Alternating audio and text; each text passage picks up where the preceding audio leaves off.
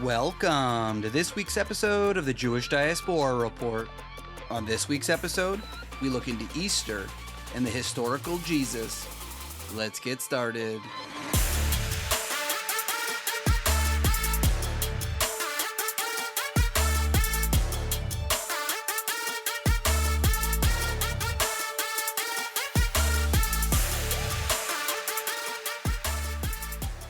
I know that this podcast is not typically geared towards Christians. It's more Jewish listeners, but we do have some amazing Christians who do love to listen to this podcast. But this week, in honor of Easter, I thought that I would do a very interesting topic that I've only touched on a little bit in the past. That is the historical Jesus. And what better time to do it than Easter? To start this podcast off in the right order, I want to be sure to mention to my Christian followers, and frankly to everybody, that I come at this from an academic background. If you haven't heard some of our older episodes where I went over this, I do have a background and a degree in early Christianity. I've studied it extensively throughout university, and I continue to learn currently because I actually, frankly, find it very interesting. However, that being said, I understand, and I had this often in university, where many people would find the study of the New Testament, and frankly, even the Old Testament, from a non-faith-based lens, it gets a little uncomfortable for some. This is for understanding the historical contexts, understanding the background, and getting a better idea of what was on the ground at the time. So in that sense, for those of my listeners, please forgive me if anything I say is somehow offensive. This is purely a historical understanding of the person named Jesus who lived in the land of Israel, or at the time, Judea. This, in theory, shouldn't necessarily affect your faith. You can continue to believe what you'd like. This should, hopefully, even bolster your faith, understanding that some of these claims and stories that we read are, in fact, grounded in historical reality. This in no way is suggesting that your faith is incorrect or wrong, or that I'm debunking or discrediting anything. This is simply showing you the historical belief below or around that faith. Putting all of that aside, the first thing we need to do is figure out where do we get our information from. For my non-Christian listeners, you might be less aware of where the Christian Bible stems from. But for my Christian followers, you understand that most things we know about the historical Jesus comes from writings of the Gospels and the writings of Paul, known to Christians today as the New Testament, or Christian Bible. One difficulty that we have with trying to find the historical Jesus in the writings of the New Testament is the fact that none of the New Testament was written while Jesus was alive. He didn't have people following around with a pencil trying to write down what he was doing or what he was saying. The earliest writings that we believe, historically speaking, would be the letters of Paul. The letters of Paul begin around the year 49-50 of the Common Era, which would actually be 20 years after Jesus has died. He never met Jesus in real life. According to the New Testament, he did meet him in a spiritual way, but he wasn't around when Jesus was alive on earth. So the things that he wrote, unfortunately, were not from a first-hand experience, at least not a this world first-hand experience. The next book that we are going to use extensively in this podcast is the Gospel of Mark. Even though the Gospel of Mark, for my Christian followers, is second in line thanks to the Christian Bible, it's actually believed to be the first written, somewhere around the year 65 to 75 of the Common Era. This is the earliest gospel because we can see in the way it was written, the themes, but also the actual language itself. It was a much less polished version, which means it was likely earlier. As an example, most historians will look at the books of Matthew and Luke and understand that the language is a lot more polished, and based on that language, they can understand that it was a much later book. Matthew written somewhere around 80 to 90 of the Common Era, and Luke 80 to 95. Based on some of the information in the book itself, most scholars are convinced that the Gospel of Mark was written just before or just after the destruction of the Jewish temple, which would put it somewhere around 65 to 75 CE. And another way that scholars understand that Mark was probably written first is the fact that if you look at Matthew and Luke, it is incredibly clear that both of them had Mark with them when they started writing their Gospels. The two other Gospels used Mark extensively, almost like a template. But then they added their own flourishes here or there, some other stories, and some other sayings, which proves that Mark must have been written first, since Matthew and Luke had his book with them. So, because Mark was written first, we're going to stick to mostly that gospel as much as we can, because it is likely the most historically accurate.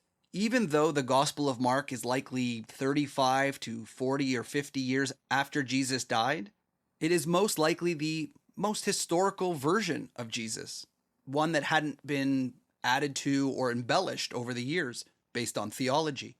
Putting all of that aside, and now getting to the actual historical Jesus, understanding where we're going to get that information from, it is interesting to see in many places of the Christian Bible that Jesus is regularly talked about as a teacher, or what we would call in Hebrew a rabbi. This is pretty clear even in the beginning of the book of Mark. For example, Mark 1:21, where it says, "They, being Jesus and his followers, went to Capernaum, and when the Sabbath came, Jesus went to the synagogue and began to teach." It was very clear that he was a teacher who would teach in synagogues, much like a rabbi today. The Christian Bible is filled with scenes of Jesus going to synagogues, talking to other Jews, and discussing things like the laws and how to interpret them, just like a rabbi. And interestingly, you'll find that Jesus often speaks in parables, which is a very common rabbinic thing. For example, in Mark 4:33, it says, "With many similar parables, Jesus spoke the word to them as much as they could understand." Some people might be unaware that this is a classic rabbinic thing to do. Is you don't just say yes or no, give the person the answer. When they're looking for an answer, what you can do, like was frequently done in the Jewish Midrash at the time, is give stories or ideas to help people better understand the concept, or even come up with the concept themselves. When you put something in a story, they then can understand, oh, I get it now. This metaphor or analogy will help me better understand the answer, rather than just giving me the answer. So, funny enough, or maybe not surprisingly, Jesus was acting kind of like every other rabbi at the time. When people would come to him for advice on what you can or can't do, he wouldn't speak in just yes or no's. He would try and use parables in order to make you understand the concept behind it. And this shows up all over the Christian Bible. There's no question that Jesus frequently used parables, much like his rabbinic friends, because he did grow up and he was involved in the rabbinic movement. In order to understand the rabbinic movement versus the other movements, we need to go back to the time when Jesus probably lived, in Roman Judea. At the time when the temple was still standing in Jerusalem, there were two major groups. There were definitely more, but the two major groups in Jerusalem, the Sadducean priests and the Pharisees. The Sadducees, who worked in the temple, had a very strict view of the Torah. The words in the Torah, that's it. There's no interpretation. There is no what we call oral Torah, stuff that was shown or taught to Moses, who passed along only by word of mouth. It is simply the text itself. The problem with the Sadducees is that who really knew how to keep the Sabbath? When the Torah said keep the Sabbath, it doesn't give you instructions on whether you can drive a car or not. Someone needs to interpret that. And that's where the rabbinical groups came in. The rabbis would argue and debate, what does it mean to keep a Sabbath? For example, am I able to drive a car on the Sabbath? Is that considered work? Or in their case, maybe driving a camel or a donkey? Can you use that in order to do something on the Sabbath?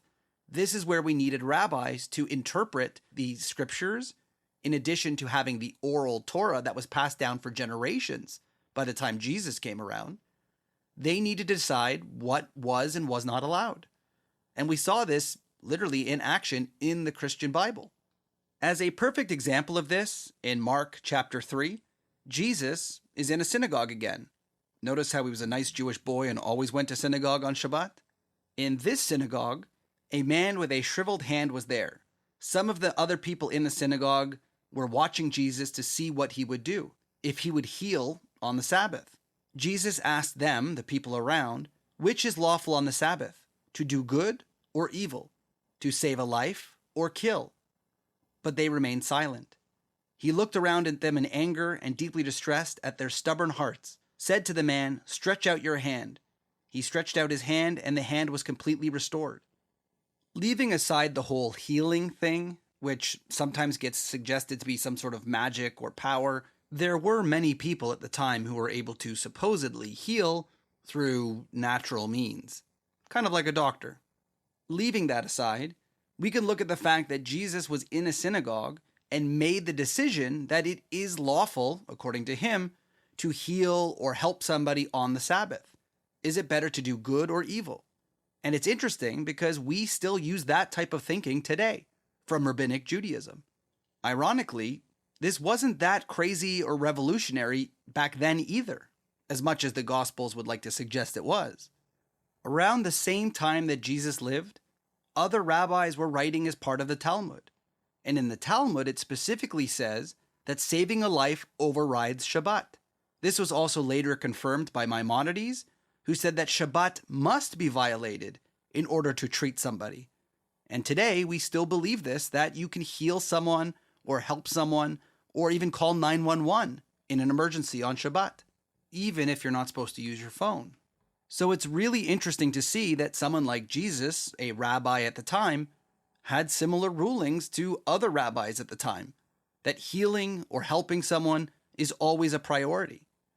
There are countless times in the Christian Bible where you could see Jesus making these decisions, being a rabbi, with his followers either asking questions or coming on to situations where he then has to decide what the proper understanding or lesson should be from this situation that he came across. There's no question that he was a rabbi doing exactly the same things that other rabbis were doing. And he started to gain a following, which is not that unusual in the time that he lived. We as Jewish people still look back at many of these people today that were around in Jesus' time as very important scholars and rabbis and rabbinic teachers. For example, in the year 20 BCE to 50 CE, there was a very important rabbi named Gamliel the Elder, the grandson of Hillel, who came earlier in the year 100 BCE, who both founded a school, or sometimes called the House of Hillel, and they were among the leading Pharisees, these people who would make rabbinic rulings. Hillel, by the way, is most known for his version of the Golden Rule, do unto others as you'd want done unto you. Following the time of Hillel the Elder and Gamliel the Elder came a rabbi known today as Shammai, who founded the what we call House of Shammai. The rabbi and rabbinic teacher Shammai and his followers came after the House of Hillel and had somewhat of a rivalry with the House of Hillel and their disciples. Shammai felt like Hillel wasn't strict enough on his interpretation of the law. Shammai was even active during Jesus' time and had debates between other rabbis and himself about the correct interpretation of Jewish law. It is very possible that someone like Shammai, or one of his followers, would have debated Jesus and some of his followers on the way that they interpret the rules. So, looking at it through this historical lens, Jesus was very much normal for his time. A Jewish rabbi who was trying to interpret the law under the rabbinic schools and then would debate with others in order to tell their disciples what the proper way to follow the law is. And the reason that we call it schools of thought or groups is because they all had disciples, much like Jesus. Jesus' own disciples, which would have included the early Jerusalem church, all would listen to what Jesus' interpretation was. Much like the House of Shammai and Hillel and so on, this is how they decided what would be the right way to practice all of the rules that we were given, because it's not so clear in the Torah. You would have needed a rabbi. It really isn't that different than today, when you go to your rabbi to ask a question, who then refers to other older rabbis and the Torah itself in order to find your answer. It is pretty remarkable to look at the history through the Christian Bible and realize that it was very likely to be very accurate when it comes to Jesus' teachings. Jesus was very much a rabbi in the rabbinical school. It is unfortunate that due to later Christian theology, that the Gospels added, especially in the Gospel of Matthew, this negative rivalry between the Pharisees and Jesus, because it was very common back then that all of the rabbis would agree or disagree or debate or argue. It actually wasn't at all uncommon. And in fact, historically speaking, Jesus himself was a Pharisee and would not have had a problem with the other Pharisees. It is only later Christian theology that suggests in the Gospels that the Pharisees wanted him dead, which is a whole other story that I really don't want to get into. In fact, if anybody would have wanted him dead, it would likely have been the Sadducees, the ones who ran the temple that Jesus, who came to Jerusalem, turned the tables on. That system would not have gone well with Jesus' interpretations, much like many of the other Pharisees. The rabbinic movement and the Sadducean movement didn't care for one another too much. If merely having a different interpretation of the law wanted to make someone kill you, there would have been a lot of dead Jewish rabbis. I think there's an old saying, 2 rabbis, 3 opinions. It's pretty much true, and no one's dying for it. But for Christians who like to believe Jesus was special for various reasons, theological, religious faith, whatever, you can still believe that. That's totally up to you and your faith. He could have been different in some way, but historically speaking, we can see that he was a rabbi like every other rabbi at the time. In the end, what is really interesting about reading the Christian Bible or the New Testament is the fact that we can see glimpses into what Judea was like under the time of the Romans. It is a very interesting little preview into the chaos, the craziness of a very difficult time in Jewish history.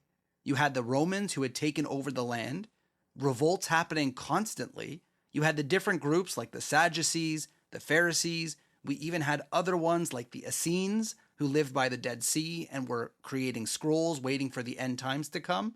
And other groups that were more like rebels who would go and try and actively attack the Roman Empire, and even fellow Jews who were giving in to the Roman influence. The time of Jesus would have been very chaotic, and there's no doubt that Jesus' followers, much like those of Hillel or Shammai, would have been very loyal to him, would have taken his interpretations of the law very much to heart and tried to spread that around.